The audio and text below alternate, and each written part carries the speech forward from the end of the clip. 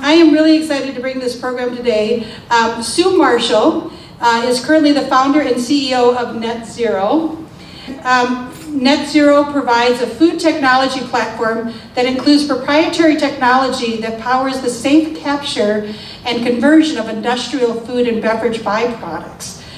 She is the founding member and executive board member of Upcycled Food Association and the Upcycled Food Foundation, and she's also a board member of the newest chapter of Naturally Network in Minnesota.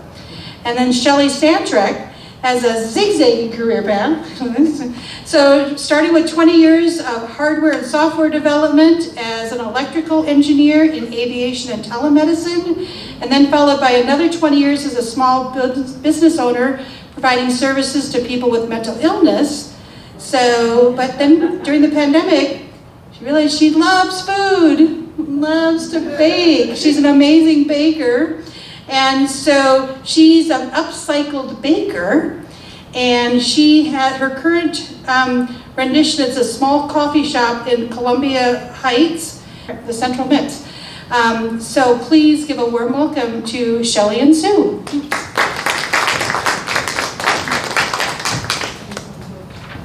Thank you, Nadine. And boy, what a bunch of great speakers coming up. I'm going to come back. I know a couple of them. That's fantastic.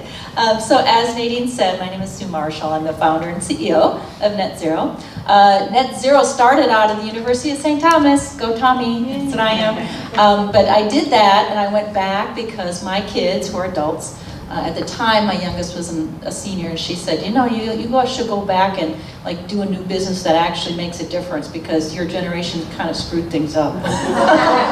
Okay, but that's good advice. So when I went back, I wanted to start a new business. I've been an entrepreneur my whole life. And so I told the university at the time, I said, you know, just give me a year or two, but I'll start something out of here. And then it wasn't too long that I ran into a friend of mine who was upcycling cow manure. Wow, this is super exciting. It was for me because I came from a farming family. I think cow patties are fantastic. But I didn't really want to do the upcycled cow thing. But what he did do for me is he said, I'll build you a little version of this thing, and then you do what you want with it. What I said was, what about food waste? Of course, he looked at me like I was completely crazy. Maybe I was a little bit. But anyway, here we are today. So today we're going to talk more about food waste, and particularly food byproducts. And it's very important in this state because we're a big food manufacturing state. We have a lot of big companies, General Mills, Ladder Lakes, on and on and on, that do all kinds of this stuff, and then they have all kinds of waste. So we'll get into that. But then we'll talk about, as a consumer, what's happened for all of you to be part of this movement, to look at how do we reduce the amount of food waste that goes to landfill, and then how can we engage in it ourselves, i.e. eat it. So Shelley will take over from there, and she'll get into that. And we'll cover a little bit about how Shelley and I met, and the purpose of women in food, which has been my platform for about a year and a half now. I'm just really, I have seen so many amazing women in food, and I think they've always been there, but it's really surfacing now because of the challenges we face. So we'll talk a little bit more about that as well. Okay, I could just click, right? Yep. You should be able to use the mouse or the keys. Oh. Just use the right. Oh, there it is. There we go. Here we go. Great. Okay, so anybody have any idea how much food the United States of America, there's a percentage. Does anybody have that percentage in mind of food that is wasted in the United States of America? 30, she won. 30% of all food. Shelley's gonna give a little gift. Are you a baker? If you're a baker, you can have flour, there's pancake mix. I make well enough. Okay, good, she gets the flour. Great, upcycled flour, she gets that today. 30%. So what does that mean to us? That actually means that all the work that our farmers do in that part of that supply chain, 30% of those resources really don't ever go to work. They don't end up in our tummies, right? So that's a problem. I'll tell you, I'm a global person and I go all over the world, and most countries laugh at us. And the reason they do that is, number one, they don't have landfills. If you think about a country, Singapore, a little island, or Ireland, you know, these places don't have places they can just throw stuff away. So in their history, they've never had this behavior, number one. Number two, they just don't think food should be thrown away. I don't know.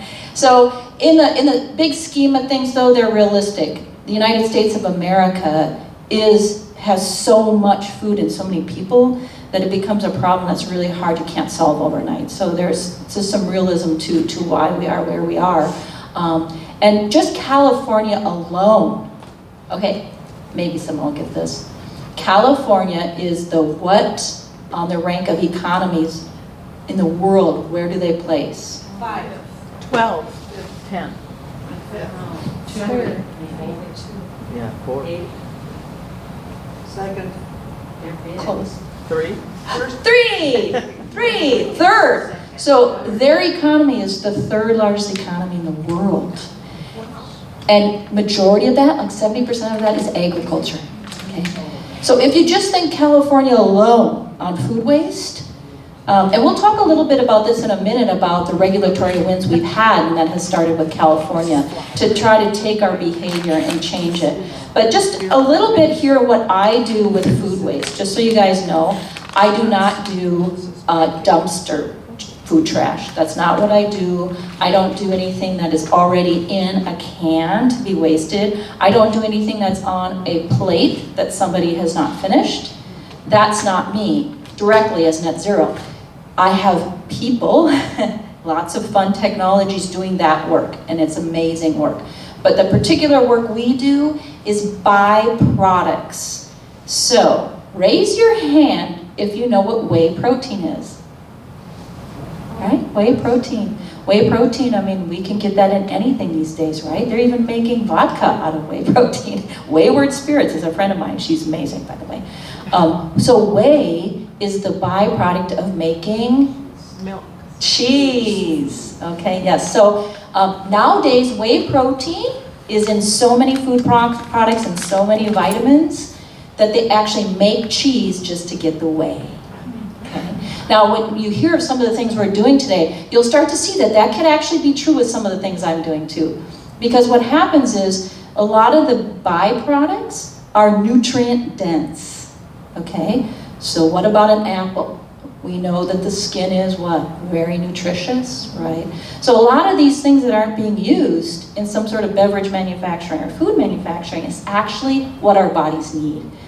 So really when I look at the work that we do at NETZRO, and if somebody calls me and says, hey, we've got this byproduct lavender from botanical distillery, is that worth anything, Sue? So should we try to do this work? So my work really starts with, what is it? What is that byproduct? Is it for human consumption? Is it something valuable? That doesn't mean I won't do the work. It just probably prioritizes that a little bit. So we'll get into a few of the examples we have here today. So uneaten food consumes, that number we talked about, that 30%, 4% of US emissions, greenhouse gas emissions. So when you hear about climate and the challenges we're facing, a lot of that is greenhouse gas emission, right? So the food we just put outside and hope it does its thing, that produces that gas. So we don't need to do that anymore. It also takes up 18% of a cropland. So again, 18% of the cropland is like, that stuff's not being used. So it just doesn't make sense. So fresh water, we know that, and of course, landfill. And we'll get to some changes on that. All right, next is, that's the problem. So the problem today is these byproducts. And when I visit food manufacturing and beverage manufacturing, it's not a little bit, it's tons per day. We have the largest vegetable and fruit cutting facility in the world in this state. So every time you go and buy those little carrots, little celery sticks that are all cut up, there is a lot of waste in that place. And they operate 7 days a week, 365 days a year. 2 shifts. In St. Paul. So if you look at the map, which I'm actually proud of, is that the distribution of that goes all over Canada, Europe. So we do, there's room to have cut vegetables, there's room for all of that. And so when I go to something like that, it's not about shaming them or shaming us that we want our carrots cut, because we do, we're supposed to do that. It's just about what to do with the stuff that's left, because it's all good. A friend of mine, Anna Hammond, if you want to look her up, she has a company called Matriarch, and she makes, her business started out taking all those cuts from the veggies and making veggie broth from them. Yay, right? She's phenomenal.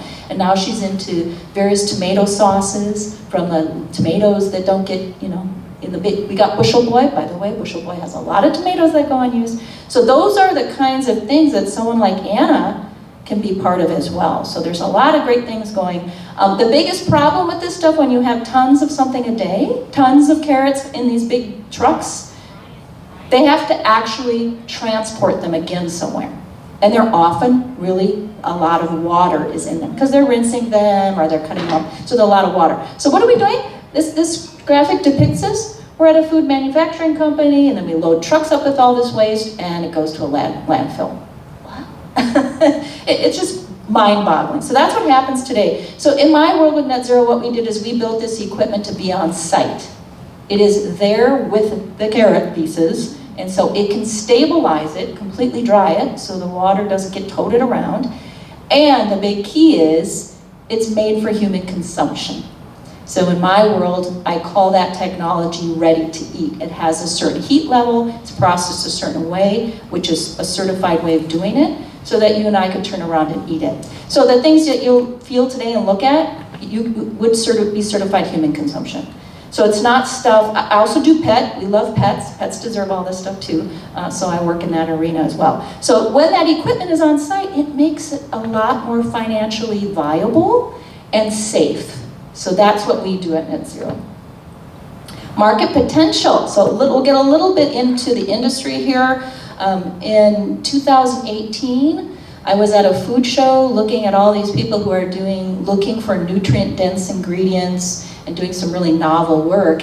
And I went to dinner and I had 2 glasses of wine and then I said yes to something that I probably wouldn't have at 1 glass, okay? So that's what happens when you go to these food shows and you go out to dinner.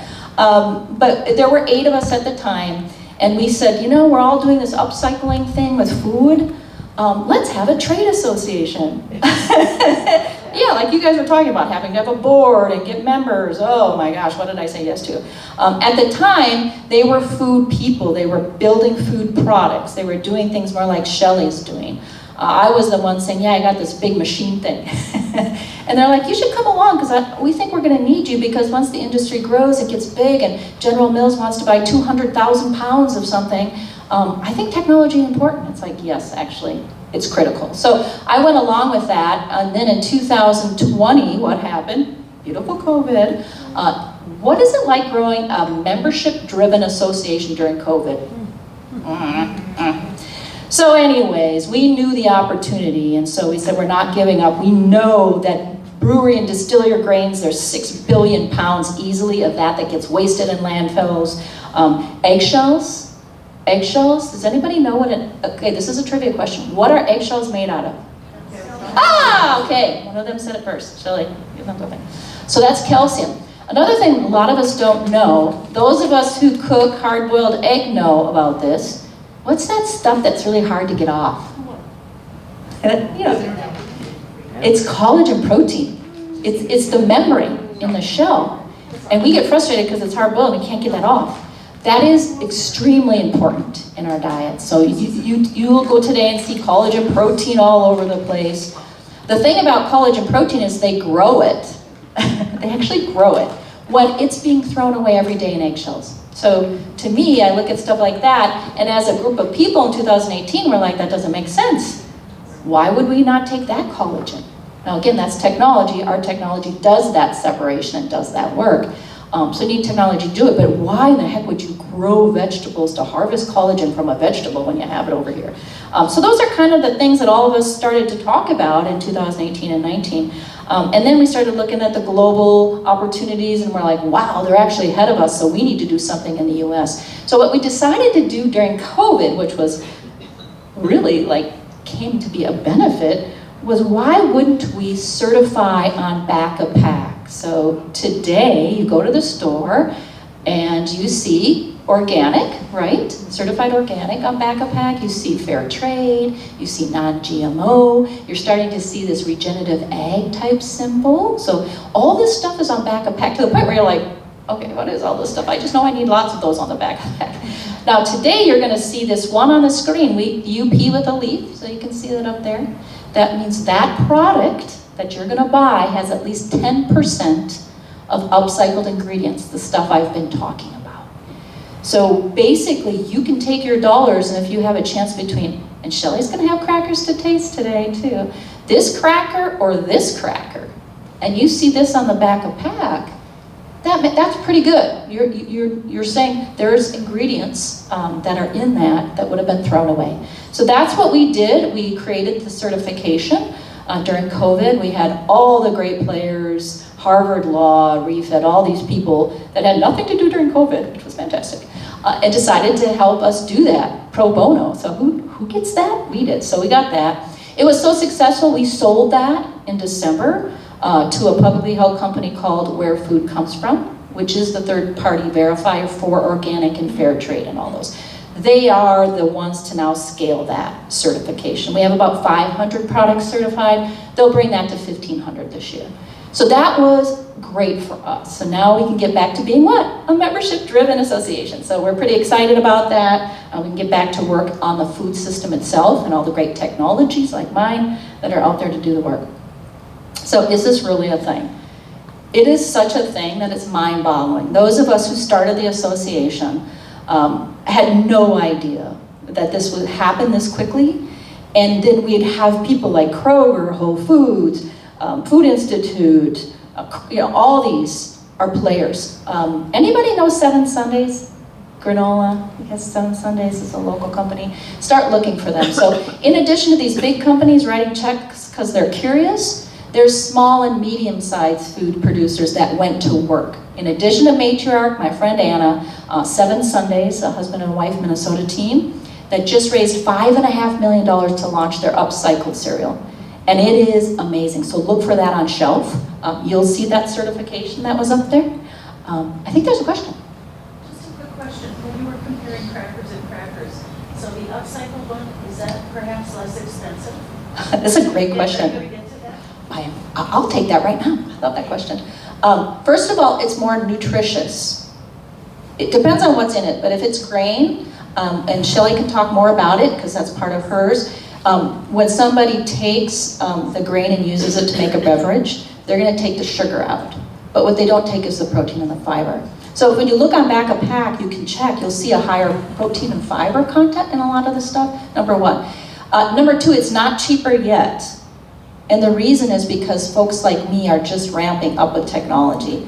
My goal, I was mentored by General Mills, so at the end of the day, they're not the first mover and shakers, but they do understand the trends and they do support, entrepreneurial work. And they said to me, it's a thing when we can buy 200,000 pounds at a time for our cereal, and it's a thing when we pay under 30 cents a pound all in, because they don't pay a lot of money. So some of these things could be $1.50 a pound right now. I'm literally scaling to get it under 30 cents because my goal was, okay, to really get into the market and handle 5 tons of something a day, it actually has to be a commodity. So that is to answer your question, give it a couple of years, you're gonna start seeing it be the same. And when it is the same, then we've done something and we've done great work. Thank you. Is there a website or, I'm sorry. Yes. No? Okay. Is there a website or a platform where we could go to find these products? Right, yes. Well, you can go to the upcycledfoods.org, and you can go to the association. You can go in there and see all the members, like 7 Sundays will be listed on there. So those are organizations that have brands, that have products. Sunopta is a big one here. They sell upcycled oats. They have a lot of products with upcycled oats. So you'll see some of that, and then you can start looking. Some of the stores, Kroger has done that. We don't have any in Minnesota that have aisles of it, right? But you'll start seeing it. Now that it's on your mind, you'll start seeing some things because people are jumping on that.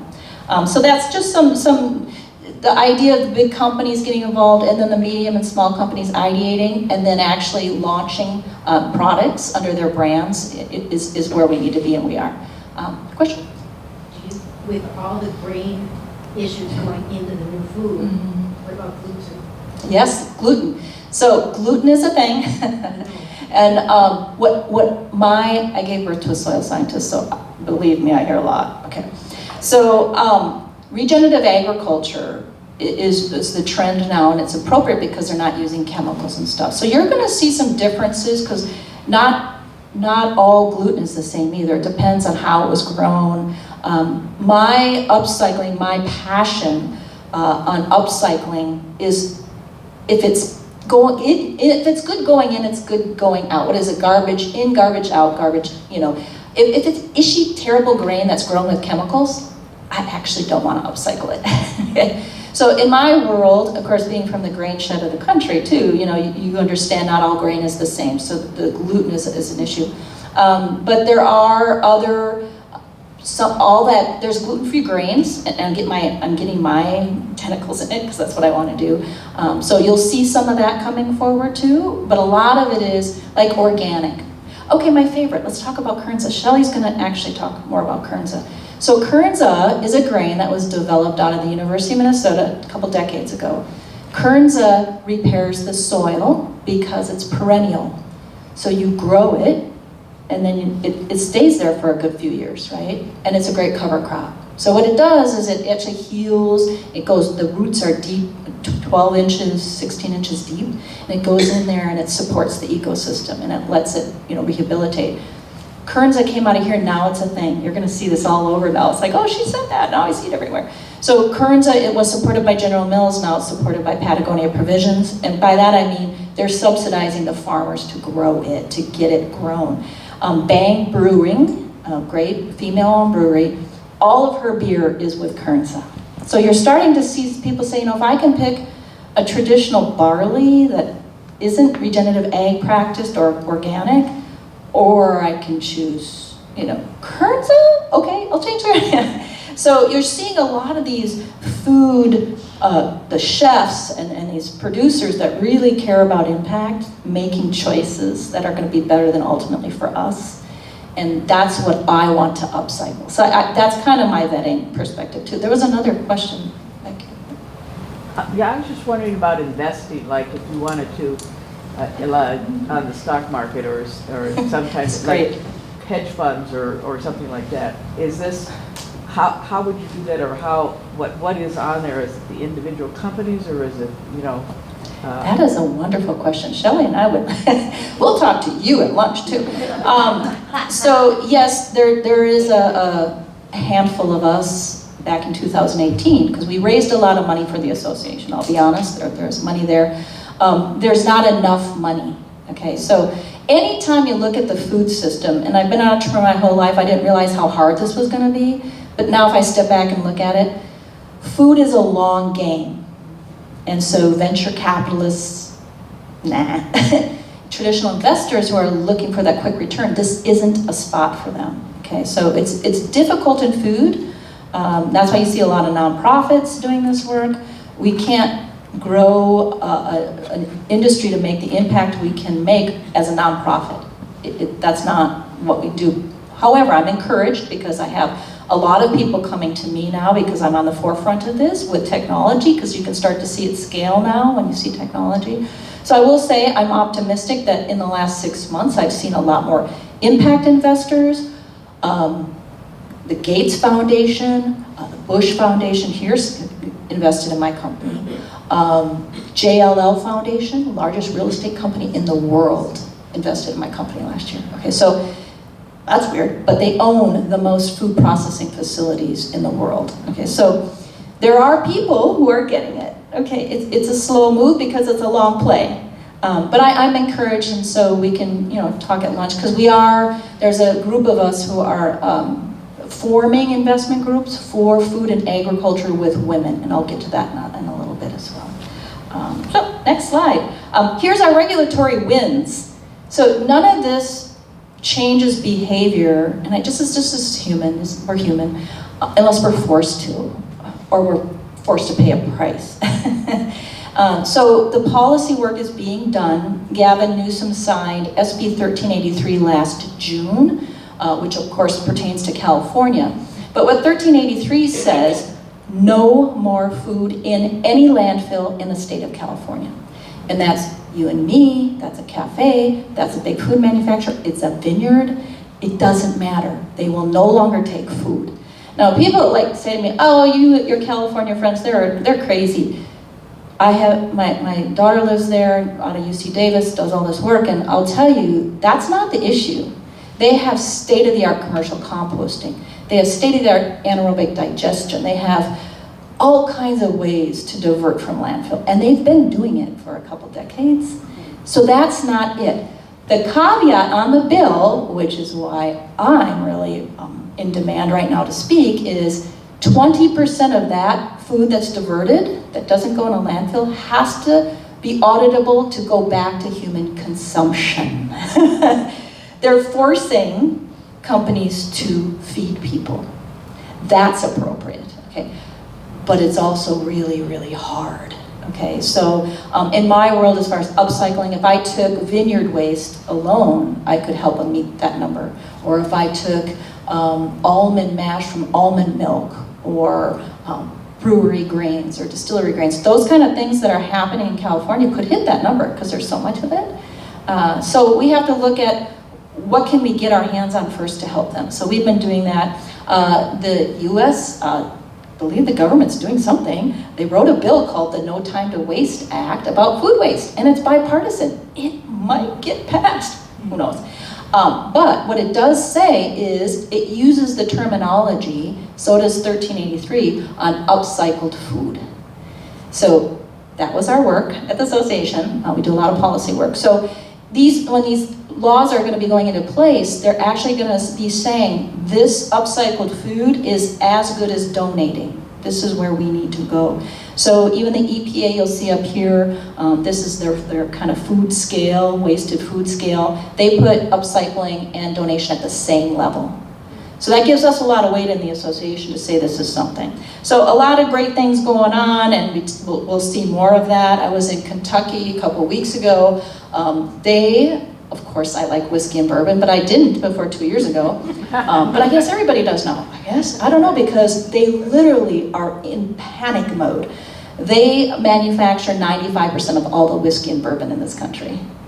300 billion pounds of it coming out of one state a year.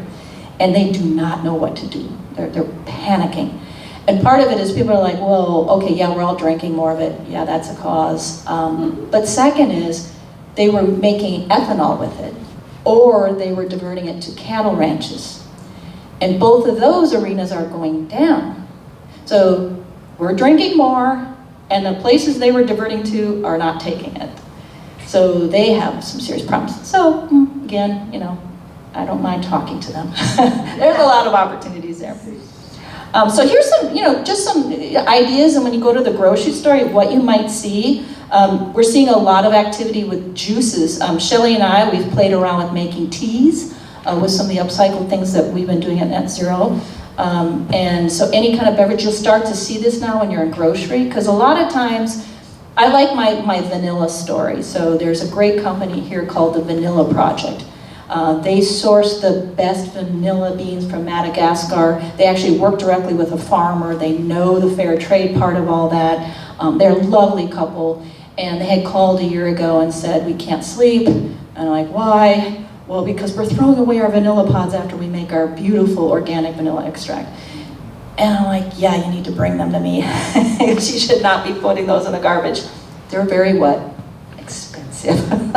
What is it, like a little bean is like, I don't know, 15 bucks or something. So you'll see those today, we'll pass those around, but those kinds of products can easily be put in teas and beverages. There's still a beautiful flavor with it. So those are the kind of things you'll see. You'll see a lot of chips, pretzels, there's a lot of dried fruits now. You'll see those at the airport. I think it's Gate, is it Gate D or E, that has all the Minnesota stuff. There's actually upcycled products at a couple of those markets. So you'll see that Banana is one, that's upcycled banana pieces. So you'll start to see some of that in the fruit and the vegetables. We have a great manufacturer here. You'll see it, it's We Are Nuts. Have anybody heard of We Are Nuts? If you go to Kowalski's and Byerly's, you'll see that. They make an upcycled coated almond with some grains that come from NETZRO. Oh yeah, she actually won the prize. And they will be at lunch too, so you'll taste those. So that's a local brand. But yeah, so you'll see all kinds of things now. Rind is really popular too. You'll see them a lot in the grocery store. Yeah, right. You'll see it now when you go. All of a sudden you'll go to the grocery store and go, oh, Sue talked about that. It's right there. The last thing that I'll talk about is in addition to human consumption. So when someone's saying 300 billion pounds of grain coming out of Kentucky every year, guess what? We can't eat that much. The average human eats 2,000 pounds of grain a year, so clearly we're not going to be able to eat 300 billion pounds. So what do we need to do with some of this organic, beautiful ingredients?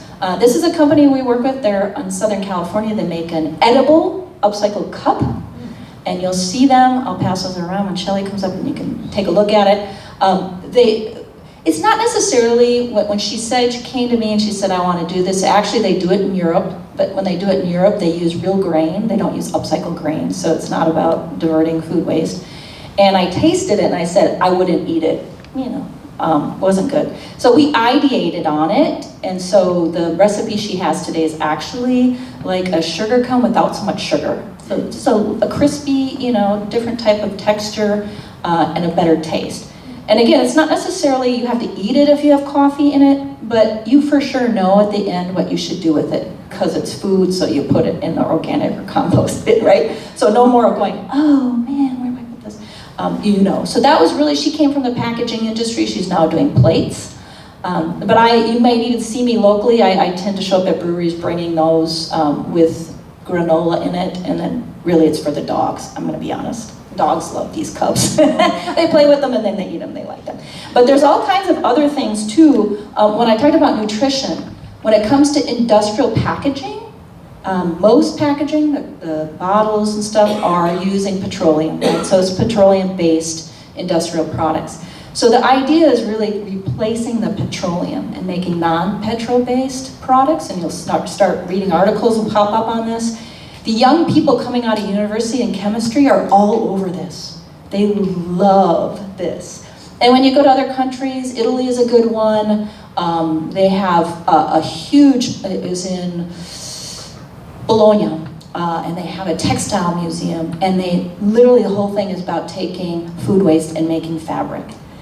So we know around the world they do some really great stuff that we just, because we're lazy and we can just throw it in the landfill, and do that. But there's lots of fibers, husk fibers, pomegranates. I'm just starting to do a project with the American Hazelnut Association. All those shells are actually there's some nutrition value too in them, but for the most part, those materials can be great in packaging. Mycelium, which is mushrooms, calcium we talked about on the eggshells, hemp is a great fiber. And then of course there's spent grain. I did a project with the university on the East Coast where the students made a table out of brewers' spent grains. It was so cute, like, well, do we eat the table? Oh my God, I don't know. It was cute. So chitin is from fish, and all those products can be used. So that's really what we're gonna have to get to as well, is using those products. So I'm going to turn it over to Shelley in a minute, but since we had the question about investment, talk a little bit about it.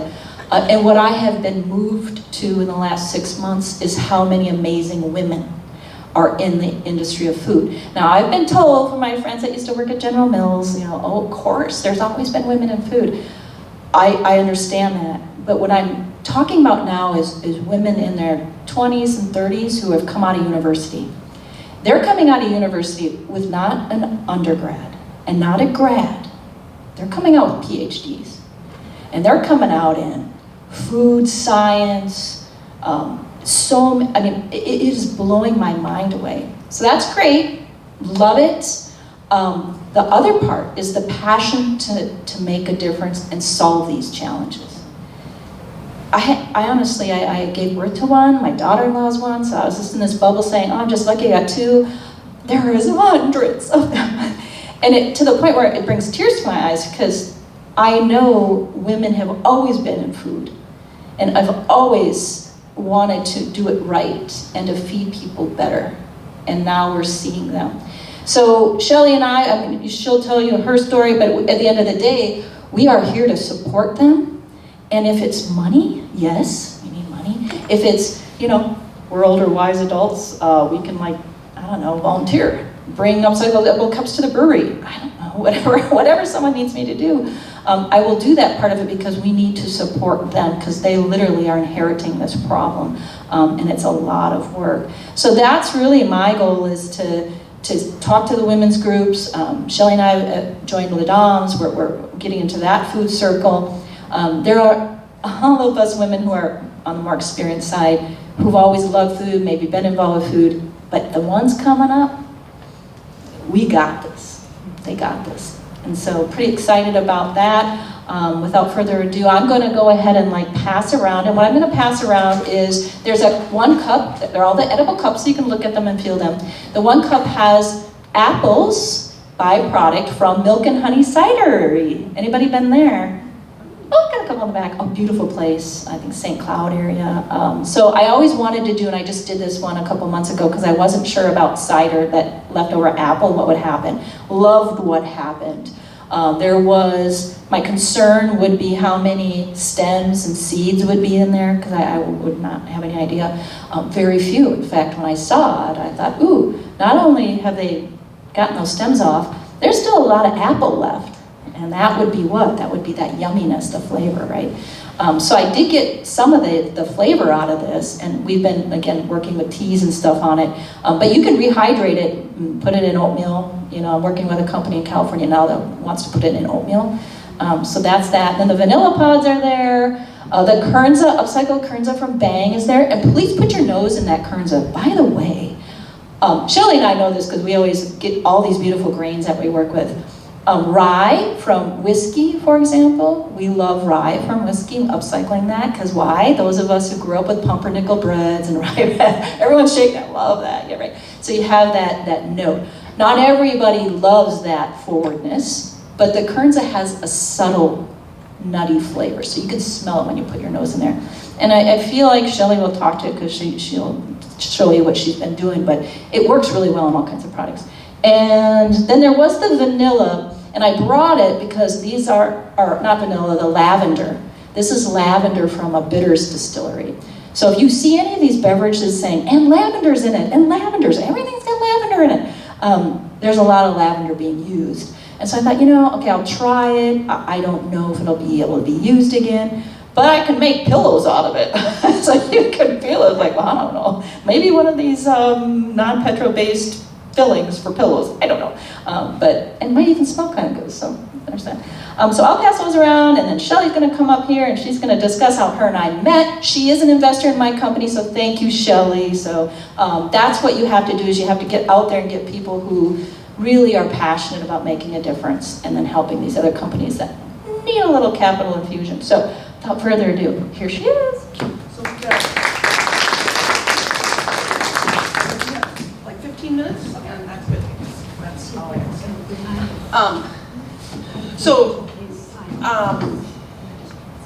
I sold my company in 2018, just before 2019, my group home company. And at that point in time, my banker kept telling me, you got to do something else. So at that point, my banker, she introduced me to Sue as an investment opportunity. And it kind of hit the perfect storm for me, because it involves engineering, it involves the entrepreneurship, and it also is about food. So we started, we got things out of order. Let's see where the arrows. So we started, a friend of mine and I started with farmers markets. So we started playing around with this stuff, had the opportunity to do some baking, tried to figure out what tasted good. One of the things that didn't come through with what Sue was saying is the product, as it goes through the platform machine, is that it ends up being toasted. So I don't know if any of you have experimented with, there's recipes where they toast sugar and to get that caramelized flavor. There's also a recipe going around about toasting rye flour to make a rye cake or rye brownies out of it. Though that is the flavor component that comes forward when the product comes out of the NETZRO platform. So it's already better. I like to joke that I make biscotti, but they're actually triscotti because the flour's already baked, and then you bake the dough, slice the loaf, and then bake them again. So it's a triple baked biscotti, essentially. So we started out with farmers markets and started using traditional recipes with untraditional ingredients. So we had a rye brownie, we have a Kernza cracker, and played around. And it was a great forum to understand what tastes good. We didn't make a lot of money, but it was fun, and we were just coming out of COVID, and the farmers markets were outdoors, and you could kind of control your interactions a little bit. It was really interesting and learned a ton about what people actually liked. As we move forward, I kind of developed this concept of better than, and these are some of the products that we've done over time. Granola is great. We make granola from a particular beer called Ola Beaches was the beer. It's Ola Beaches by Dual Citizen. So Ola Beaches beer has in it coconut and some other ingredients, which we call it Ola Granola because we think we're funny. But then added some of those other flavors and made a great profile, and we were able to use a lot of the grain. We don't settle for that 15% that the foundation does. We try to really up the quantity of grains in these items because you can make them taste better, right?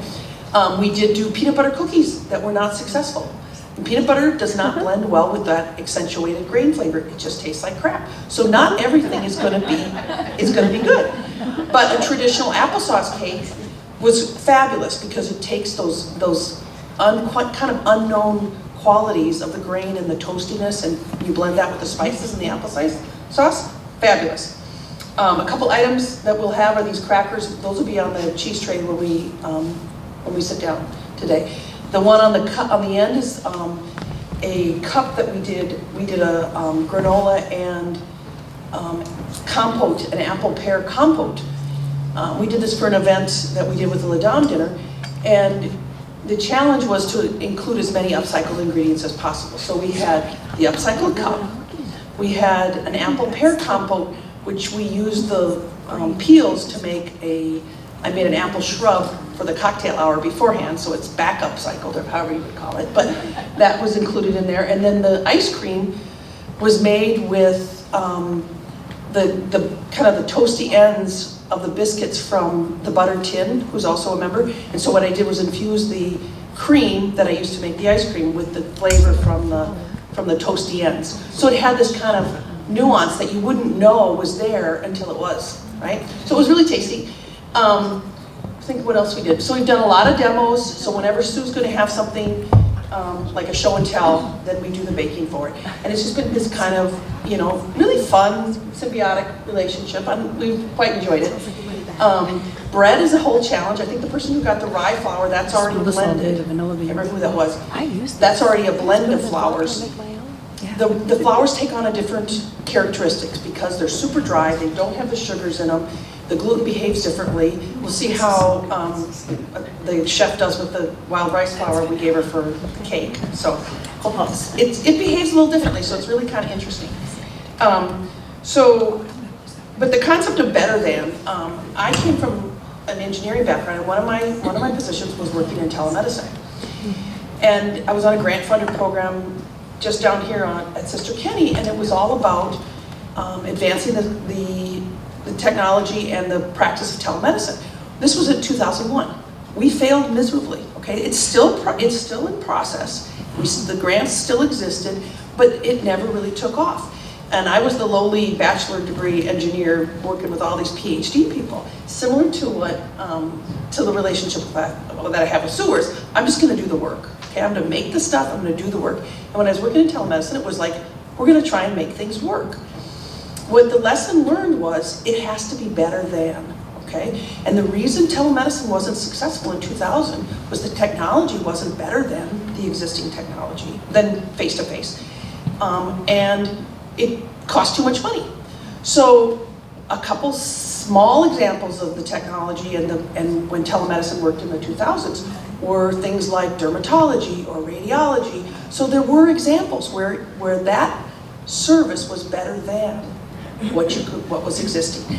So fast forward to 2020, all of a sudden telemedicine is everything. And it is better than getting in your car and driving. The technology exists, you can do it from your phone. And here's my analogy that often rings true for people, is that we are on the cusp of that with regard to the upcycled food stuff. It will be better than. The food products that we can make from the stuff that comes out of NETZRO is better than what you're going to eat someplace else. It isn't quite as cheap yet, but it is better than. And as things move forward, there will be the perfect storm, whether it's going to be the lack of grain coming out of Ukraine, whether it's going to be the legislation out in California, things like that. There will be a time when it is better than what is traditionally available, and that's when it will come to fruition, just like telemedicine did. So I hope you understand the analogy. It's a little hard to jump on board with, but it does happen, and we're on the forefront, and the early adopters pay the price. They either put forth the effort, but they also have the passion and the energy, and we get to have a little fun. So here's what we're up to now. So as kind of a transition from working as the Agrainery, and if you saw the Agrainery, it's see that again is emphasized in there. It's supposed to be, you're supposed to get the idea that this grain's being used again. So now we're calling our event, our space, the Central Mix. So the place that I have was actually a adult daycare for people with mental illness, and the COVID killed us. There's no doubt about it, and the legislation changed for that. And so we were left with this big commercial kitchen, a relatively large space. So kind of, zigzagging again and reformatting my adventure, even though I could just retire, but gotta do something. We formulated this concept of the Central Mix. So it's intended to be a gathering place and a kitchen space. We have the opportunity to do 2 events, small venues. We did a dinner for the Upcycled Food Association with the Kroger's sponsorship. We've done things with guest chefs, things like that. Mostly women, people who are kind of getting started. So I see this as a way of pulling all these pieces together. We call it a gathering place and a kitchen space, and I've got a lot of other people who are food entrepreneurs, who are starting small and hoping to get big. So this is what I'm calling the Maker's Mix. And stay with me, the way to track it all back together is each of these entrepreneurs that are now involved in my kitchen, either lease space or conduct events there, we look for a way to highlight their product in the coffee shop that we're opening, right? And we also look for a way to use some of the byproducts of their food production. So for example, Minneapolis Girl Bakes is, you may have seen her, she's in all the farmers markets. She's strictly banana bread. Does one thing, does it well. She's already upcycling bananas. We don't have to upcycle her stuff, we just sell it. Addie's African Kitchen is, we haven't figured that one out yet, but she's a delightful woman who caters to the Nigerian community. And we're going to call a African runza, or in or African, what's the pasty. So they make Nigerian has like a little meat pie that's very, very similar to a pasty. So she's working on that one, and that'll be in our coffee shop. Fixed Coffee's our actual coffee shop. Soleil Ramirez is from the Midtown Global Market and now has launched one in, it's called Kraski in St. Paul, and she's just delightful. She did a series of dinners at our place, and just a delightful person. Buzz Oils is a woman who's is going to make a THC finishing oil, and it's got fabulous flavors. The byproduct of her oils is a spice blend that's already saturated in oil. So we're going to take that and make focaccia with the grains, put the herbs on top of it, and have a focaccia for sale in our coffee shop. The VIP Wellness Tea is a woman that we met at another event, Sue and I met, And we're talking to her about doing some of the teas with some of those things. So she's going to mix her teas in our shop, and then we'll be able to kind of play that out. We'll see how it happens. I've got a couple more that we just licensed today out of the kitchen. One is a juice manufacturer. So she's going to sell, she'll have a retail product of juice. She'll manufacture it in our kitchen, and then I'm going to get the carrot pulp, and I have some ideas what we're going to do with that. So it's a way of trying to tie all these pieces together. And, you know, I think it's a challenge. I mean, I never throw scraps away. I always make, we get 4 meals out of a Costco chicken, you know, because, right? Because you're going to make soup, and you're going to do this, and you're going to do that. And I think, you know, it's easy to lose sight of when Sue talks, it's like, oh my God, how does this impact my world, or what can I do, or how do we actually create any change today? And I think that we have to start thinking about all the opportunities and all the potential. It isn't just, oh yeah, the pigs are going to eat that stuff from the beer, you know. But at some point in time, you start making conscious choices, and I think that's what part of the movement is about, is understanding that you can, you know, we all save our bananas. Who doesn't have a freezer full of bananas, okay? We all do those things. You know, I wash my plastic bags. I try not to use them, but the ones I use, I wash, you know? So I think that we all start to say, how do we affect the world we live in, and how do we leave behind a better world, right? I mean, you gotta do something, and it feels good, and it tastes good. And I hope that you'll understand that when you taste the crackers that we made. So we'll have, some of the nuts will be on the platter, and also we've got the 2 different crackers. One is made with the beer grains, and the other one is made with the kernza. And so somebody had asked a question about cost. I think our crackers are better than the ones you get in Lunds and Byerly's. I'm gonna go on record as saying that, because I had people coming back over and over and over for them, and ours are cheaper. Now, so our stuff is still looking at that higher end market. It's not going to be cheaper than the ones you get at Cub or Walmart. And they're certainly better than those. But I'm going to say ours are better than the ones you pay more for at Lunds and Byerly's, okay? I'm going on that. We have 2 more packages. Oh, okay. So one of the things that I think is this idea of consciousness and awareness, but also actual change, is there's a large number of companies that have created campaigns about reduction in food waste. Can anybody, the one that probably a good percentage of you have in your refrigerator, has a campaign about food waste reduction? Anybody can think of it? That's related to the cup that had the calcium in it. Well, there you go, yes. But I think it had a Super Bowl commercial too. Somebody had a Super Bowl commercial. Yeah. But someone said eggs. Close. Close, eggs and oil. Come on. Mayonnaise. And who's the brand? Nobody's seen it? Hellman's. Said it first. Hellman's has a campaign that they were talking about, and then there's, and I think that it just goes to show you, maybe they're doing it for buy-in, maybe they're doing it for publicity, but we don't care, okay? We don't actually care. As long as people are starting to talk about it and starting to make change, the change will become apparent. And who'd have thought you could call your doctor and get part of it was the billing change for telemedicine. Who would have thunk that all that change could happen in such a short period of time with telemedicine? It's just, nobody would have believed it. How many billion pounds per year in Kentucky? I said the number. 300. 300. All right. So, does anybody have any questions about this food stuff? What about food allergy? That's really hard, because I think that when Sue was talking about gluten and stuff, we never make a claim to do any of that, because when we're actually baking with it, because it is difficult to understand what are the components within those grains. So for a while, we were getting corn from a corn whiskey, and we were making this lovely whole orange almond meal cake with corn. So we called it polenta because it's an Italian recipe. So I took the whole oranges and boiled them, and then pureed it with, and then added eggs and oil and almond milk. It was delicious, but I would never claim it was gluten-free, okay? Because it's not processed and we can't make those certifications. I'm talking about other food allergies besides gluten. Besides gluten. Yeah, peanuts, No. egg. It's touchy, and I think that as part of our coffee shop and part of the investigation there into getting things set up, is that a lot of the cottage food industries, they've identified all these new allergens of sesame and things like that.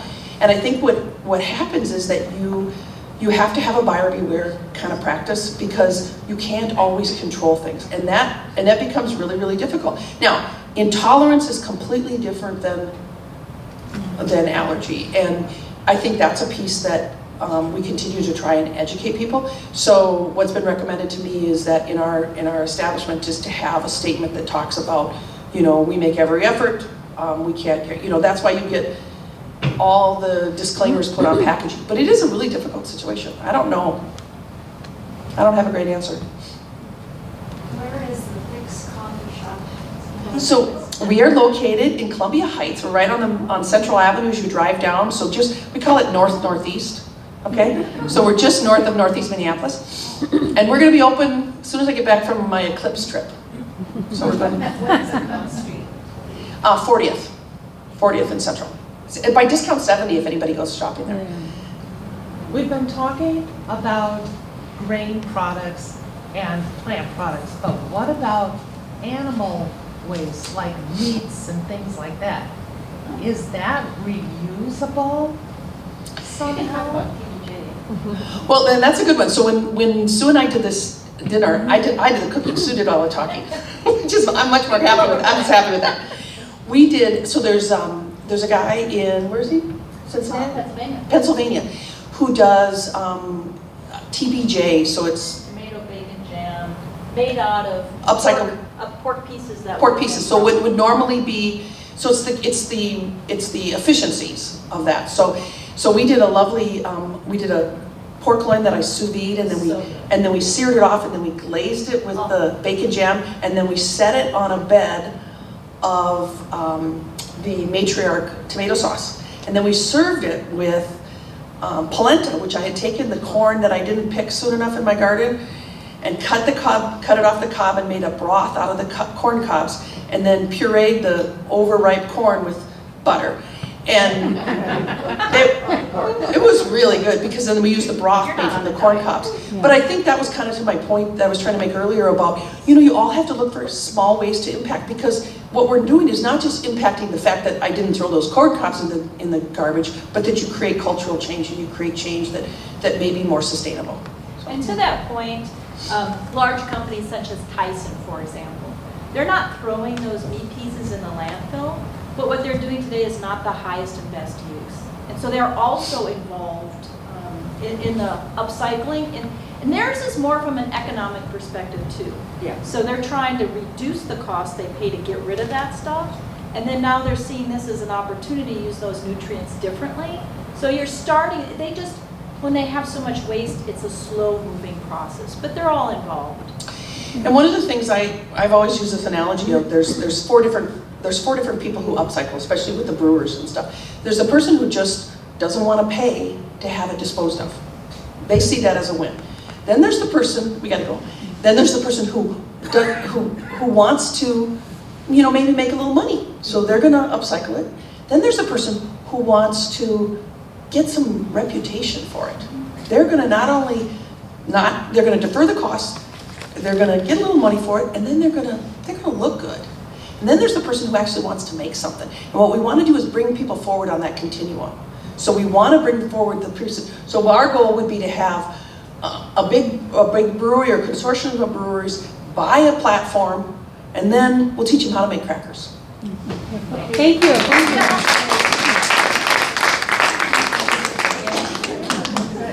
Are we gonna